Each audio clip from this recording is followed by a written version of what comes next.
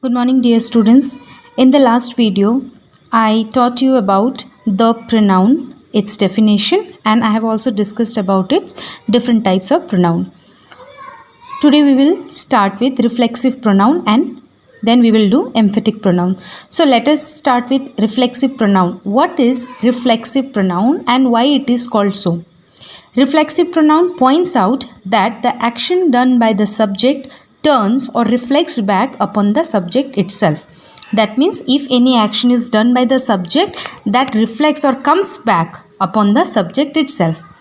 Then reflexive pronouns have been formed by adding self or selves to my, his, her, our, your, them, etc. So to form reflexive pronoun, we add self or selves to such words like my, his, her, our, their, them, etc. For example, you see in this example, Ravi hurt himself, I hurt myself, you hurt yourselves, they hurt themselves. So when we add self or selves, it depends on the singular and the plural. So when I taught you a personal pronoun, at that time I discussed about first person, second person, third person. So accordingly, now you have understood where to use first person, second person and then third person. Similarly, in these examples also I have shown you himself, myself, yourselves and themselves. Why I have used this selves, myself, himself. So I hope you have understood this. Now emphatic pronoun. Emphatic pronoun means emphatic. This word itself means to put emphasis on anything. So emphatic pronoun means these are the emphasizing pronouns which are usually placed immediately after the noun or pronoun which they emphasize. For example, you yourself are to be blamed. You yourself. So here you have seen pronoun, then next is yourself. So after you have put yourself. So you yourself are to be blamed. In the next sentence also, he himself. He is a pronoun. Himself is a emphatic pronoun. So he himself made the declaration. So in this sentence, you see emphasis is being put on he. That means the subject. So he himself.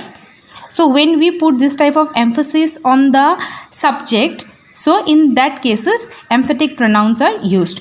Whereas reflexive and emphatic pronoun, in these two types of pronoun, there is a simple difference between these two. But emphatic pronoun and reflexive pronoun are not the same. This emphatic pronoun is to lay emphasis. We use emphatic pronoun to put emphasis. I myself will go there. He himself will do this work. A reflexive or emphatic pronoun can never be the subject of a sentence. So one note is here, like a reflexive or emphatic pronoun. Reflexive pronoun means herself, himself, themselves, yourself. Similarly, emphatic pronoun is also himself, herself, but the emphasis is put on the put in emphatic pronoun sentences. In the example, you see, my father and I met the principal. My father and I. So here I is the subject. So in place of I, you cannot put here emphatic pronoun. You cannot make it myself, because myself cannot become the subject. So in such type of sentences, we will not put emphatic pronoun. So my father and I met the principal. In the next sentence, you see, no one is more punctual than she. According to emphatic pronoun, you should put here herself. But if you put herself here, this sentence will go wrong. So that's why in such kind of sentences, we cannot put emphatic pronoun. But this is the example of the emphatic pronoun.